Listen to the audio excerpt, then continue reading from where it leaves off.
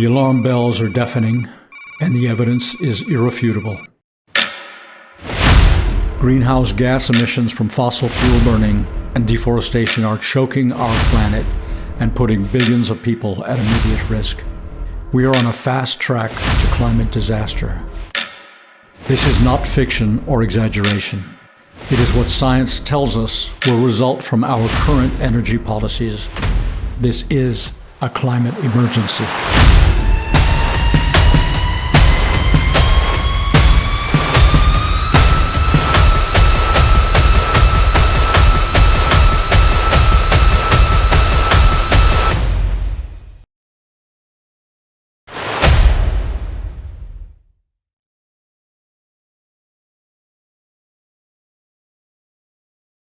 Welcome, everybody, to Day 5 of the Climate Change Conference in Sharm el-Sheikh, Egypt. I'm Casey Schulberg, the Collier County Waterkeeper, and your host, along with John Capece, for these daily episodes coming from the conference. Climate change is not just one thing.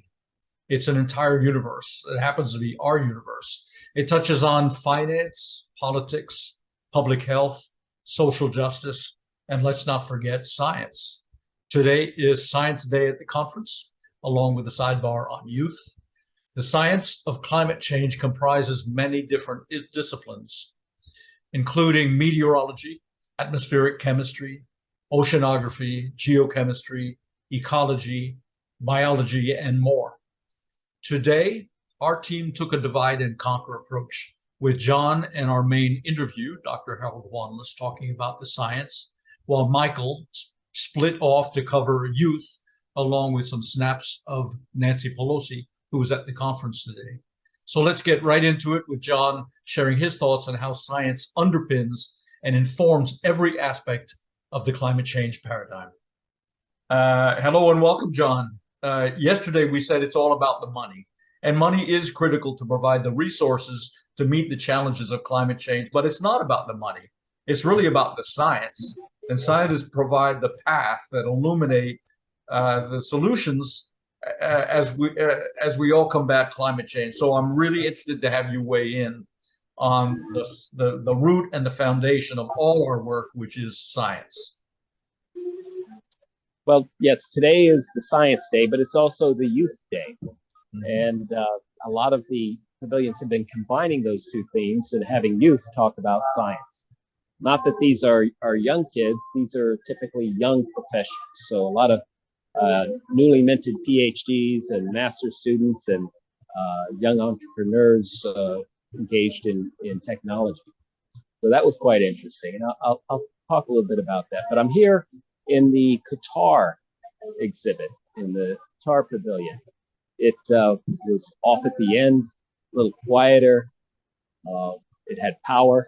So I'm camped out here to talk with you.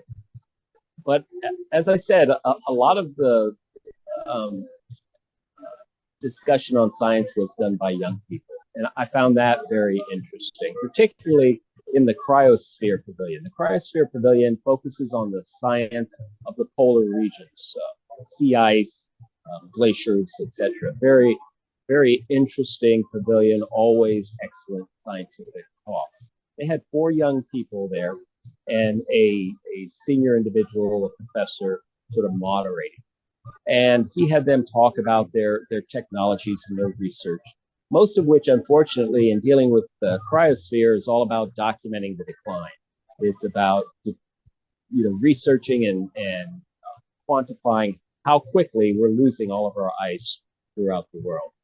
So a little disappointing on that front, but these were all solid researchers, great young people talking about the science about which are passionate.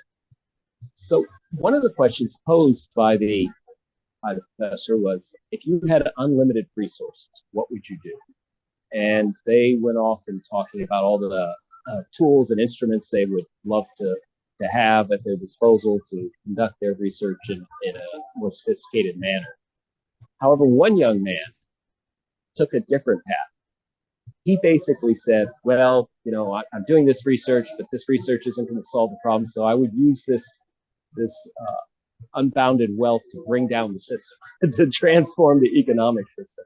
So he pivoted from the science back to the economics and the politics, which I found quite interesting, because few of the young people sort of have that appreciation that the science is not the limiting factor.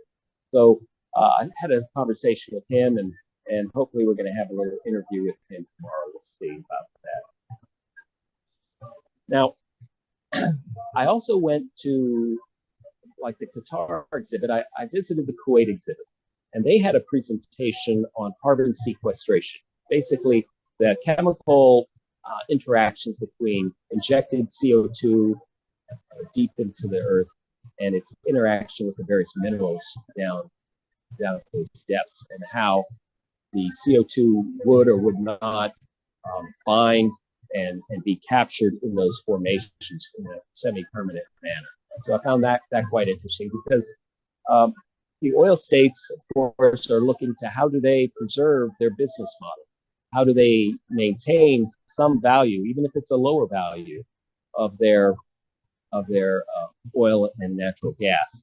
So of course they're looking at centralized power plants as perhaps a point of production to generate electricity that may drive industries for other productivity matters, then taking that CO2 and immediately injecting it back down into the earth. Of course, that comes with an efficiency cost. They were not really all that forthcoming on the energetics or the cost of that, but whatever it is, there's a threshold value of oil and natural gas above which they can afford to do that sort of chemical gymnastics with the CO2. So it'll be interesting to see how that evolves and what price points they determine. They can still utilize the fossil fuels, but without the CO2 side effects of the atmosphere. Now, I also, an even more entertaining session was over in one of the cutting edge technology pavilions. And this was by the cryptocurrency industry.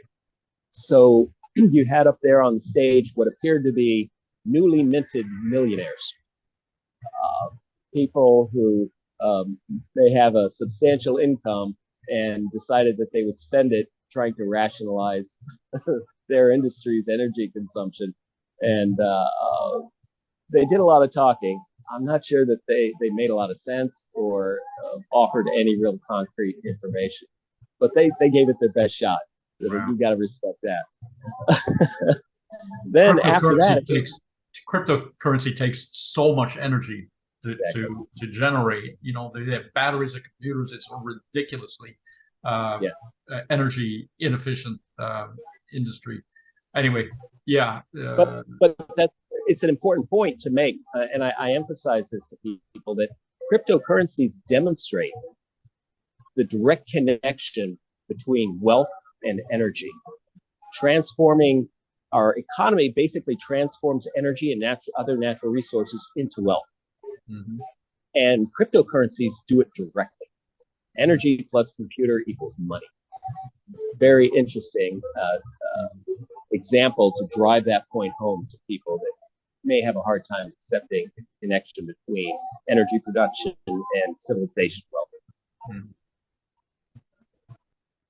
I went to an AI discussion, and there were 4 young scientists and entrepreneurs with science backgrounds talking about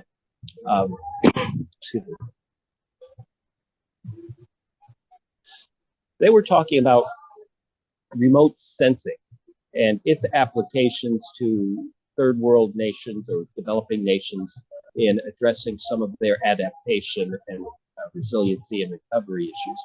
So that was quite interesting. Again, it's not on the solution side, but it's, you know, it's a necessary component of dealing with climate change. And what I found interesting there was moderating the session was a recent PhD graduate, and she finished her degree at Carnegie Mellon University, one of the top my alma mater, one of the top engineering schools and technology schools, and expertise in a wide range of fields at that university. And she had received a faculty position at MIT. So she was about to embark upon that journey of pursuing tenure and a career. So I asked her if she was concerned or had discussions with her university, because universities are slow to change. Climate change is changing our world rapidly, and there's a lot of catch up that universities need to do. And one is in the reward system, because a lot of the work that's going to be done now on climate change is not going to be this cutting edge developing new computational methods. Some of it will be, but the lion's share is going to be taking readily available tools and applying them much more widely to solve these problems. And that's not something that universities always reward in determining whether they offer tenure after 5 years as an assistant professor. So I asked her if that was a concern for her, and she said that was a very insightful question, because she'd been grappling with that, and all of her peers who were securing and seeking faculty positions were having the same quandary, because they were all dealing with climate topics, and they were all concerned that it might damage their career. And so they had to have. What is her field of expertise, John? What is she? What's her artificial intelligence? Artificial intelligence. Okay. Yep. Yeah. Okay. And basically, on the fly computations and manipulation of data. So she said that yes, she'd had these conversations with the department, with the university, and they were somewhat accommodating, but she's still entering with a little bit of trepidation. So universities have to make some changes as well, not just our industries and governments and populations. Yeah. So that was an interesting sort of wrap up of the science and youth with the combination of youth. Great. Yeah. And interesting that you were talking about at the very beginning about the cryonics and the cryogenics, because our interview tonight is with Hal Wanless, who you know well, who's an expert on ice melt, and he's, we've all been watching that Thwaites Glacier with extreme concern. So that's perfectly synchronicitous. So thanks, John. Thanks for that input on science. Appreciate that, and we will be with you later on tonight. Great. Thank you, Casey. Thank you, John. I have known our next guest since 2018, when I hosted a screening of Al Gore's An Inconvenient Sequel and invited Dr. Harold Wanless to be our guest speaker.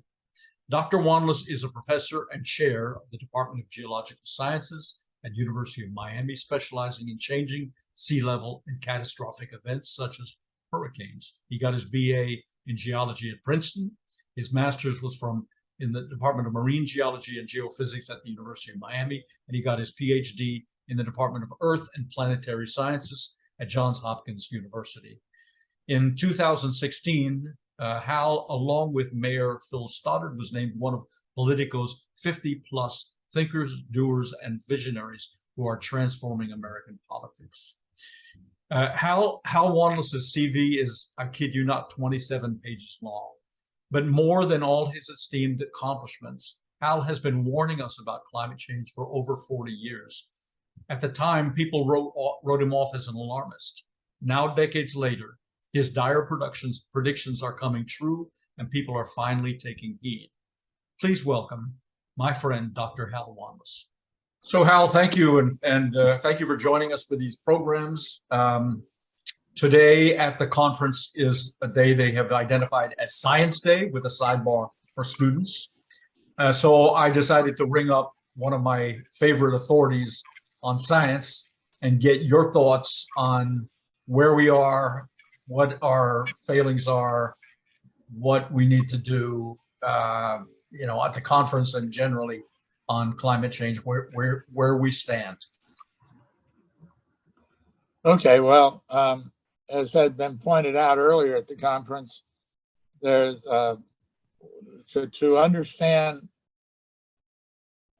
why things are like they are, we have to understand what's going on. And it's become apparent, probably through Al Gore's representation, that we really have a very incomplete knowledge of the emissions that are happening. There's apparently underreported methane inputs, leaks, and flaring and leaks associated with that and other oil and gas inputs that aren't being documented. And this isn't a little thing. This is probably a huge thing. And so it's very hard to project the future and manage and recommend things properly without those. And that's an absolutely critical thing that has to be overcome. I suppose it's understandable that people creating the problem don't want to overstate it, but it sounds like they're hiding a lot of the reality because it's cheaper. And that's a huge problem that we should fight for. And every country and every country that deals with people that are emitting greenhouse gases that aren't being properly reported should be all over that aggressively.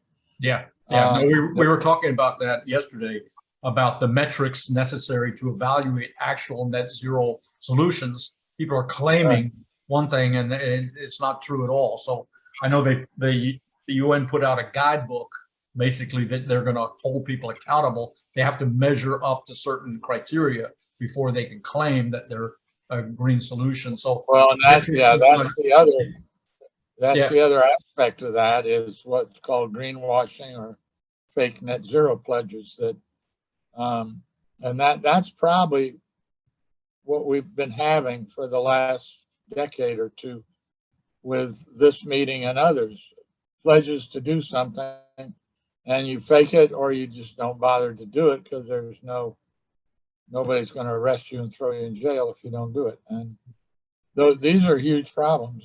I think the science we understand pretty well. I would have big squabbles over different rates of sea level rise and stuff, but we understand the reality of climate change and the seriousness and the increasing ice melt and all these things that are going to have drastic effects, the change in extreme storms and flooding and so on, the excessive heat, the wildfires, all these things. We understand why it's happening and that there's only one way to really solve this, and that's to get hold of both greenhouse gas emissions and then to start pulling greenhouse gases, excess ones, out of the atmosphere. And these are urgent. And the UN, right before this meeting, came out with an important statement saying that we're not doing enough. There's no credible pathway, they said, that we will only have 1.5 degrees of warming, which was out of the Paris Accord, 6 years ago. That's what we were aiming for. They're saying there's no way. The way we're headed now, we're at least at 2.6 to 2.8, which is catastrophic. We're only at 1.2 degrees above pre-industrial levels now or so. And we already have horror shows that in every aspect of climate change that we hadn't really realized were going to happen this fast. And they're becoming more and more common, and places like Europe are warming much faster than elsewhere, and it's having devastating effects. So I think the problem is, I'm not sure what they're going to do on science, but we've really grabbed the bull by the horns on that, and we understand so much, but we're not seeing it turn into any action, any honest results. And the problems are that we have a choice always, that we can either go to adaptation and try to adjust and move people out of Miami because it's inundating, or we can I suppose fight it, or we can try to mitigate, which is stop putting the greenhouse gases in and start pulling them out. And we have to do both, but to ignore the solutions, the big solutions, not the little solutions, the big ones, which is stop burning fossil fuels. Something our world has become so adapted to. Yeah. We were discussing just this yesterday about the conflict, and sometimes they're competing resources between adaptation and mitigation. we have to adapt because we're already facing an onslaught of challenges and harm, but more important to mitigate so that we have less adaptation necessary, and it going to get exponentially worse the longer we delay. So there's a couple Absolutely. of issues with there's kind of murkiness in terms of the metrics. So we're not evaluating where we stand properly. So we don't really know. Without knowing what our framework is, we kind of operating in the dark. So there's that. There's just unclarity. There's also duplicity where people are claiming they're hitting certain benchmarks and they know they're not. And then there's ignorance, there's people that just don't know. So we need to tighten all that up. I don't know how we do that. In terms of the ice melts, tell us what's going on with the Thwaites Glacier. I know you monitor that pretty closely in Greenland. What do you think is going on in terms of that ice melt? Well, this is the thing that and people like Jim Hansen, our great climatologist, has pointed it out early on that ice melt is, when it gets going, it goes fast. And we see that. Excuse me.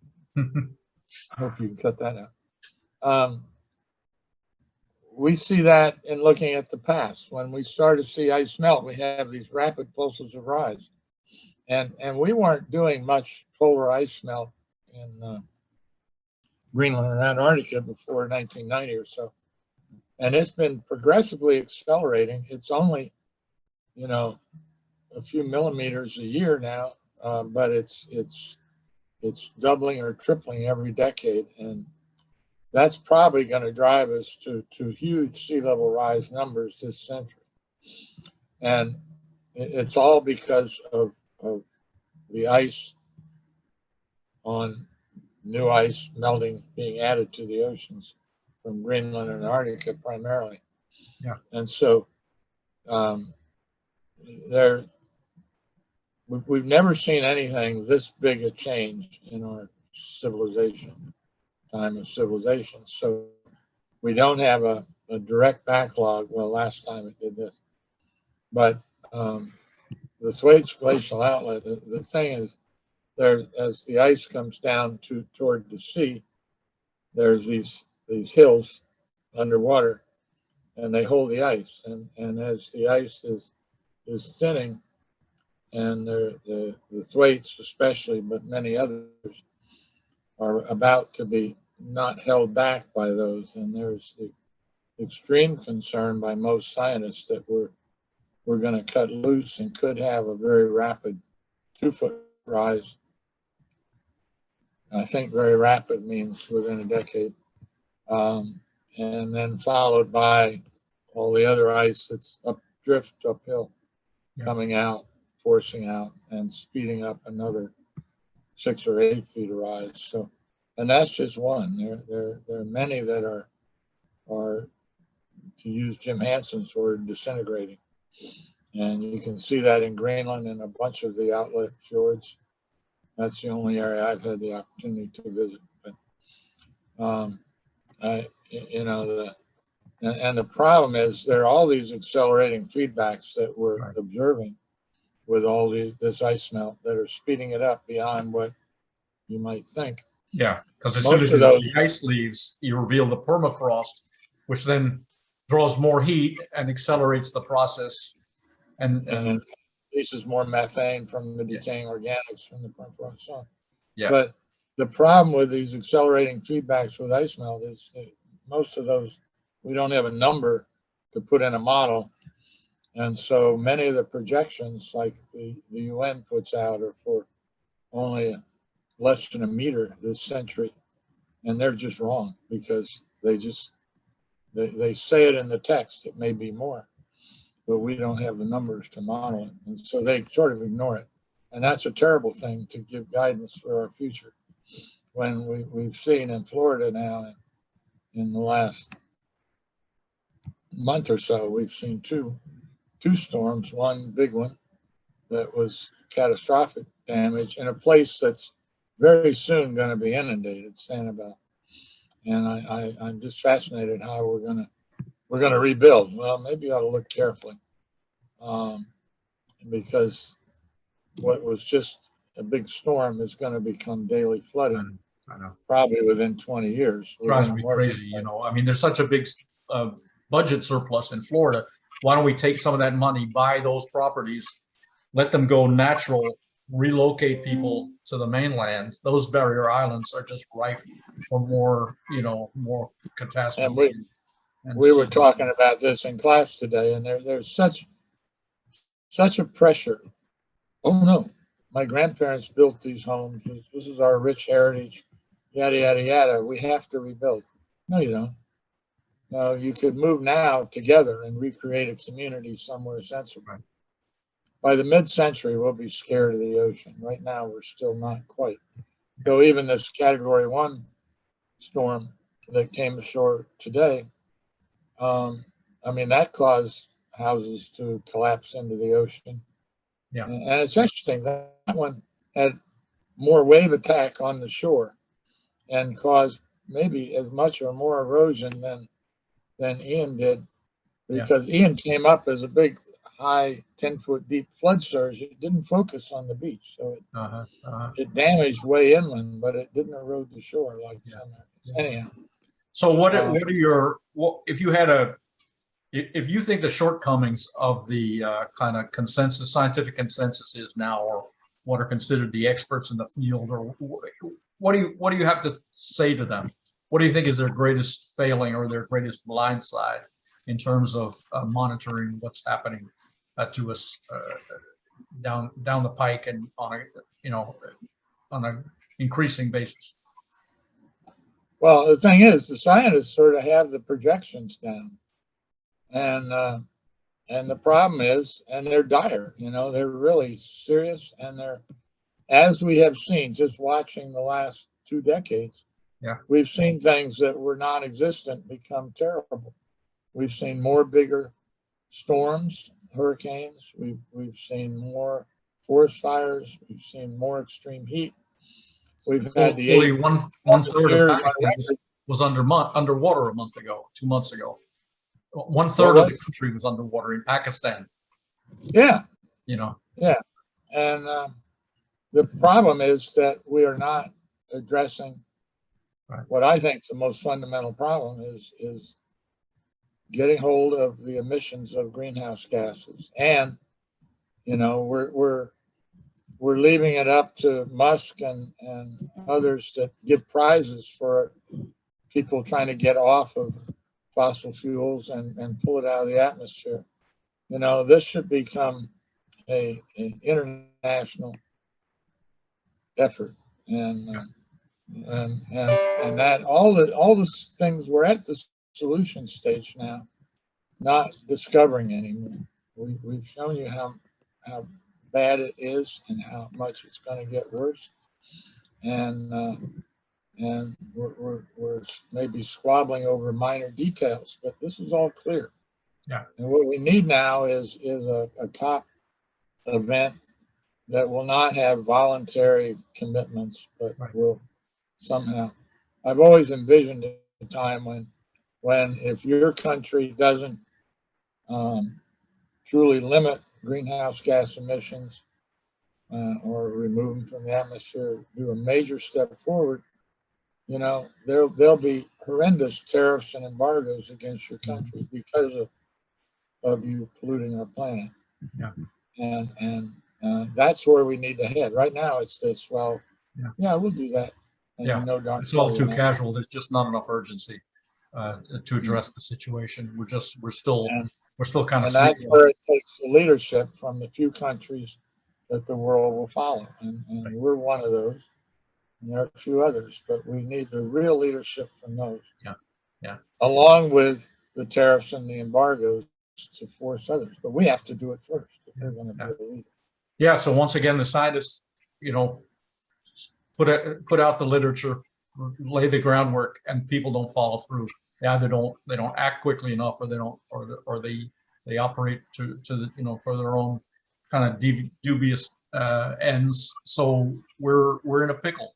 We're in a pickle, and if we don't step up the game quickly, I think it's going to be catastrophic. So I know you've been beating this drum for 40 years, Hal, and you were considered a Cassandra. Nobody would paid attention, and everything you're telling, everything you predicted is coming true. And I think it's going to happen much quicker than people anticipate. I think It is. in the next 5 years, I think we're going to be truly astounded at the rate of increase of harm and damage from these conditions. I think it's really going to surprise us, you know. And as these outlet fjords, these huge outlet fjords to Greenland and Antarctica start to become detached from whatever's underneath them, holding the ice back. Yeah. Because of ice melt, that we're going to start to see very rapid sea level rise, and it's going to be something far beyond anything we imagine now. We look at the flooding on Sanibel as a freak event. Now, that's where we're headed very, very soon. Yeah. And I'm sure you. Yeah. Sorry, Hal. Go ahead. No, go ahead. I'm sure you take no satisfaction in having all these predictions coming true. I'm sure you would have preferred another outcome. But we thank you for at least getting the word out and keeping the pressure on. It's what we all need to do. So we have a little bit of a megaphone. It's our job to keep getting the word out. You know, so let's see how this conference goes. So far, I'm disappointed. Not enough agreements signed by the multilateral countries. Let's see. I mean, Greta Thunberg, she didn't show up. She decided not to show up because she thought it was going to be a futile exercise. So far, I think she's right. But you know, we still got 9 days to go for the conference, so maybe we'll be pleasantly surprised. Anyway, thanks for bringing urgency to all this. I honor your work, and I appreciate it. And I appreciate your taking the time to talk with us for a few minutes today. Thank you. The final thing I'd like to say is that in the United States, we have to get over this partisan politics and climate change. After this election, I've seen the Democrats bad-mouthing the Republicans bad-mouthing. No, this is real. This has nothing to do with political, conservative, liberal, anything. This is what's happening to all of us. And the sooner we can spend the time understanding the reality of this rather than just picking at it and picking at the other people. Mm-hmm. We all need to get on board. This is going to be a financial catastrophe. It's going to be an environmental catastrophe. It's going to be a human and a wildlife catastrophe, and it's already starting that way. So we have to learn to work together on this. There are other things we can squabble over, right? Like football or something. But okay, well, I appreciate that, Hal. So thank you so much for joining us, and all the best with your continuing work. We respect it, and we'll support you any way we can. Well, thank you for everything you do, Casey. Yeah, well, we're all in this together, so let's keep bailing the boat as quick as we can. All right, much appreciated, Hal. Thanks so much. As mentioned, the second theme of the day was youth. MIchal and two members of our youth team, Esteban Rodofili and Valhali Frank, along with John Capece, joined MIchal to cover some of the event proceedings. Now you should see the first photo. If you see, that would be the demonstration. I was, well, not just me, but all of us at COP were welcomed by. It was a pretty small demonstration. Well, here you can see the size. It was probably 20 protesters and maybe 50 people max standing by and just watching and taking photos. The thing is, well, the slogans were similar to what I have heard in Madrid and Glasgow and elsewhere, meaning what do we want? Climate justice. When do we want? Now, except that the crowd was 20 people, not 20,000 like in Madrid. So here just one more shot of the scale of the demonstration, and the activists were giving out these books or brochures, and they were also using the abbreviation AO. So first I thought they were just using as a rhyming. What do we want? AO. climate justice. But obviously, then I realized what's the abbreviation. What's the abbreviation for? I walked through some of the pavilions. It's COP is at a full swing. There are thousands of people walking by, joining various presentations, taking interviews just like us. So here would be just a little advice how to do a good interview, setting it up this way. But then I moved to the room where the House of Representatives Speaker Nancy Pelosi was delivering one of the discussion. She was joining one of the discussion. It took place in the Resilience Pavilion or in the Resilience Hub. And what surprised me the most was that such an important person had her presentation hosted in such a small room. So in this hub, where hardly 50 people could fit in, that's where the presentation took place. So people were trying to get in as possible ways as they could. There was some creative ways. So this is just behind the door, photo being taken. So I asked the security guy, and he allowed me to take a photo this way as well. So then I walked around, found a window where I could have a peek in, and this is the size of the room where the workshop took place. By the way, the theme or the topic was, let me quote, discuss how the US and allies can bolster climate action and change the trajectory of global warming. So I would probably recommend to change the trajectory of where the event takes place. So hopefully they saw the same thing and realized that this was not really the place. There were so many security guys around, keeping everybody away from Nancy Pelosi. But eventually I got few shots of her as well, especially after she walked out and was giving few interviews. So I did not manage to get an interview with her. I hardly managed to get a photo like that, but at least I'm happy with this photo after all. Then after the Pelosi speech was done, I walked around and another woman caught my attention, which would be this lady. It was mostly her dress, because she in some sense looked like Angel, and then she had the social justice and climate justice signs all over of her. So I took few photos of her. Then we struck a conversation and ended up in a real photo shoot. So most likely I'm not joining you for the stream tomorrow night. I might be busy doing other things. So moving on, I walked back to the youth pavilion. Met this representatives. I think they were from Vanuatu or Fiji, and they were also delivering their speeches, recording some interviews. Was just surprised that the director or the editor was telling them what to say and what not to say. It was a bit surprising. So it didn't seem like they could say whatever they wanted to say. There was some editing needed. And finally, I end up in the youth pavilion, which there were plenty of performances, and the people were having various symbols. Here you can see the sign of no gas in their palms, and well, that's the same person was just doing a little performance there. But the pavilion was full of various discussions, and I was surprised how many young people were there today. It was here again full of symbols, people just putting signs on their computers. And then I attended an award ceremony, which was called Celebrating Young Green Changemakers Addressing Environmental Challenges. The prizes were awarded by the IKEA Foundation. So this would be the director or CEO of the IKEA Foundation. And this would be a shot of the group of young green change makers who won the first prize. So they were really very happy. That was a lot of positive energy there.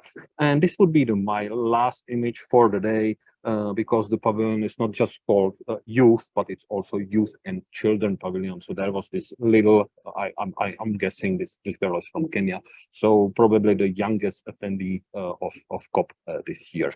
And with this being said, I'm turning it back to you. Thanks to all for tuning in. Join us tomorrow at the same time, 6 p.m. Eastern Time, for another edition. Thanks to my sponsors, the Metzger family and True Elements, our press sponsor, Florida Weekly. Thanks also to our team on the ground, John, Michael, Esteban, Valhali, and Rock. See you tomorrow. Thank you.